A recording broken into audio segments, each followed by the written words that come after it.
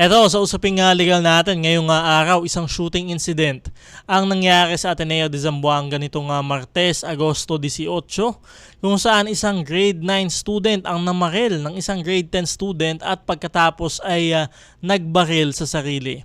Kasalukuyang iniimbestigahan ang nangyaring krimen at nirelieve na sa pwesto sa Bureau of Customs o BOC ang ama ng estudyante na di umanong nagmamay-ari ng mga baril na ginamit sa insidente.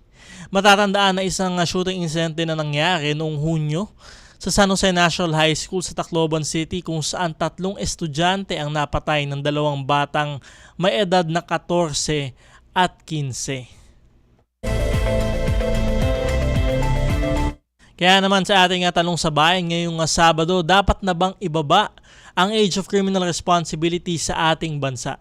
Ayan ho, ulitin lamang ho natin, dapat na bang ibaba ang age of criminal responsibility sa ating bansa?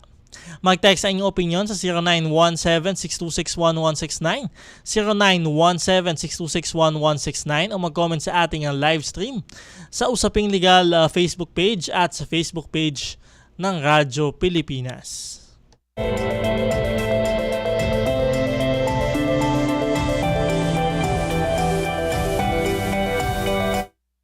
At syempre tinatalakay nga ho natin itong Juvenile Justice and Welfare Act nga ho. No? Ito ho, Republic Act 9344 ho ito. Inamyendahan ng Republic Act 10630. Ito ho yung nagsasabi ng criminal liability ng isang bata o criminal liability of a child. Pananagutang legal nga ho ng isang bata. So ang definition ho kasi natin ng child o ng isang bata ay yung below 18 years old. So ito ho ay dinedetermine ho syempre at the time of the commission of the offense. So kung ilang taon ho yung edad ng menor de edad na bata na sinasabi ho natin at the time of the commission of the offense, kung kailan ho niya ginawa yung isang krimen. So dalawa ho yan. Una ho muna kung yung bata nga kung sinasabi natin ay edad 15 years old. Ibig sabihin ho eksaktong 15 years old or below. Ayan ho, alam ho natin dyan is exempted na ho yan sa criminal liability. So exempted ho yan kapag eksaktong 15 years old at pababa. Yan ho, exempted ho yan sa criminal liability. Pero yung mga bata ho na involved sa ganyang krimen, sa ganyang edad nga ho, ay maaari pa rin ho masubject doon sa mga intervention programs na usually ho ng Department of Social Welfare and Development o DSWD. So unless sabihin na lamang ho yung kanyang krimen ay ginawa ay heinous o kahindik-hindik, then maaari ho ma-endorse doon sa prosecutor. Pero syempre ho, ang general rule ho natin kapag ho eksaktong 15 years old yung bata and below, yan ho ay exempted na ho sa criminal liability or criminal responsibility. Ngayon ho, ano mangyayari kapag ho above 15 years old na? So, ibig sabihin ho, mayroong kaunting buwan, 15 years old and 3 months yung bata, etc. Above 15 years old but below 18 years old. So, ibig sabihin, considered pa rin ho yan na child, no? Classified pa rin ho siya as child, no? Exempted ho yan pa din sa criminal liability. Unless nag-act ho siya with discernment. Diyan na ho papasok yung ating konsepto ng discernment. So, ibig sabihin ho, kapag ho nag-act with discernment, ay maaari ho siyang masubject sa criminal responsibility o mapanagot doon sa kanyang ginawang krimen. Ngayon, ano ho ba yung tinatawag ho nating discernment? Yung discernment ho, sabi ho ng Korte Suprema, ito ho yung mental na kapasidad noong bata at the time of the commission of the offense, kung naiintindihan ho ba niya yung pagkakaiba ng mali o ng tama at kung kanya hubang naiintindihan din yung full legal consequences ng kanyang ginawa. So yun yung discernment na tinatawag ho natin. Sa madaling sabi, kung naiintindihan ho ba, alam ho ba niya kung ano yung tama at yung mali at kung ano ho yung consequences ng kanyang ginawang krimen. Ngayon ho, sinasabi ho sa ating batas, kapag yung bata ay nag-act with discernment, ayan ho, ibig sabihin ho, maaari ho siyang mapanagot doon sa krimen na kanyang ginawa. kung siya ay above 15 but below 18 years old, no? Pero kung wala hong discernment na tinatawag, ibig sabihin, hindi naman ho niya alam kung ano yung pagkakaiba ng mali sa tama, hindi ho niya naiintindihan yung legal consequences ng kanyang ginawa, ay maaari pa rin ho siyang ma-exempt sa criminal liability o responsibility nga ho. Ngayon ho, sino ho yung magsasabi kung may discernment o wala yung isang bata? Ayan ho yung mga DSWD nga ho, no? Ng mga staff ho natin sa DSWD, sila ho yung magsasabi. Pero sabi nga ho syempre ng Korte Suprema ay hindi naman ho conclusive yung findings ho nung DSWD tungkol ho dun sa discernment ng bata. At syempre meron ho silang konsepto ng totality of circumstances. Yan ho yung dapat na pagbasihan kung ang isang bata nga ho ay meron discernment o wala doon sa kanyang ginawang aksyon. So ano ho yung totality of circumstances? Titingnan ho dito, ano ho yung naging behavior nga ho no, nung bata at the time of the commission of the offense at ho before and after. So kaya ho totality of the circumstances. Titingnan ho yung naging behavior ho niya. Siya ho ba ay nagtago? Siya ho ba ay may mga kinausap na mga kasabwat? Etc. Titingnan din ho syempre yung nature ng krimen. Yun hong ginagawang pag-iisip nga ho nung bata at yung concealment din hong tinatawag kung sinubukan ho ba niyang pagtakpan yung kanyang ginagawa, etc. And of course, yung environmental background din ho, no?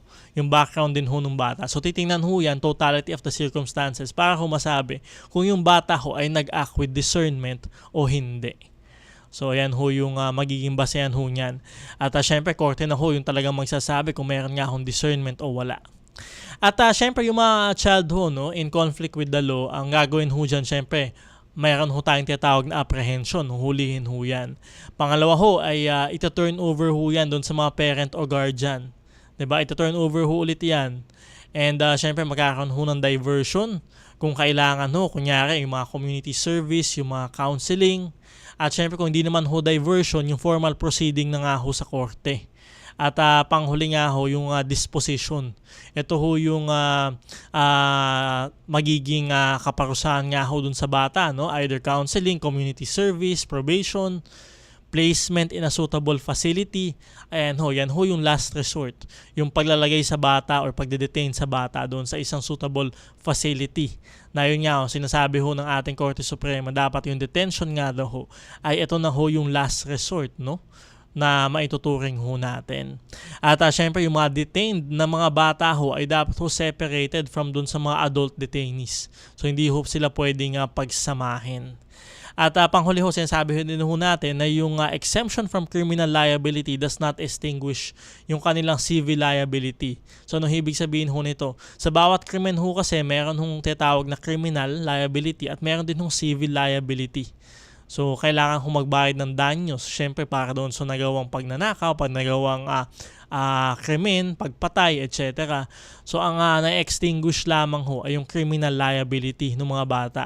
Yung civil liability ho o yung responsibilidad ho para magbayad ng danyos doon ho sa kanilang mga naging biktima, hindi ho yan nawawala. So sino ho magbabayad niyan ay syempre ho yung mga magulang o guardian.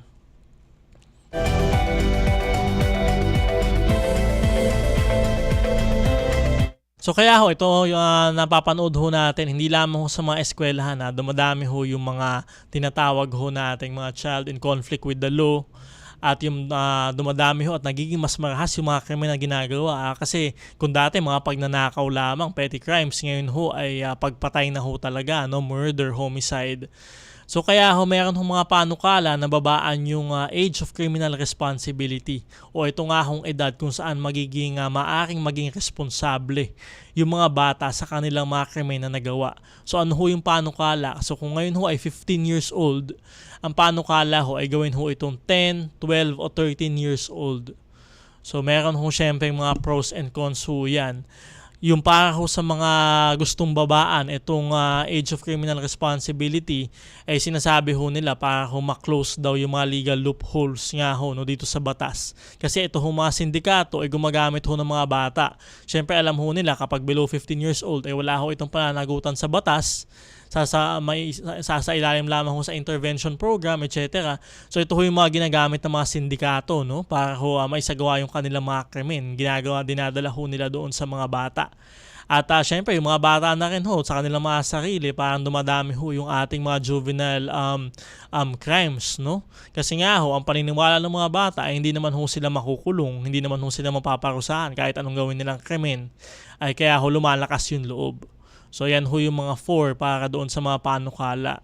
At syempre yung mga against naman ho ay nagsasabi ho yung mga utak nga ho ng mga bata hindi pa ho ito well developed, no, para maintindihan talaga yung mga consequences ng kanilang mga aksyon. So kung sasabihin ho natin 10 years old, yan ho ba ay nakakaintindi na ho ng tama at mali? At nakakaintindi na ho ng legal consequences kung sakaling may patayin ho siya o pag nakawan, hindi ho ba? So mga 10, 12 o 13 ay bata pa ho daw masyado yan. At syempre may expose ho yung mga bata doon sa mga hardened criminals. Although sabi nga ho natin, bawal naman hong pagsamahin itong mga adult na criminal doon sa mga bata. Pero syempre, hindi pa rin ho mawawala yun na maaaring ma-expose pa din ho sila dito sa mga mas matatandang criminal na nga ho sa kanila. So ayan ho, ano ho ba ang inyong mga opinion ho dito? Mag-text ho na inyong opinion sa 0917-626-1169, 0917-626-1169 o hanapin ho ating Facebook page, Usaping Legal Facebook page at Radyo Pilipinas Facebook page. Mag-text ho kayo ng opinion kung dapat na ho bang babaan yung ating age of criminal responsibility dito sa ating bansa.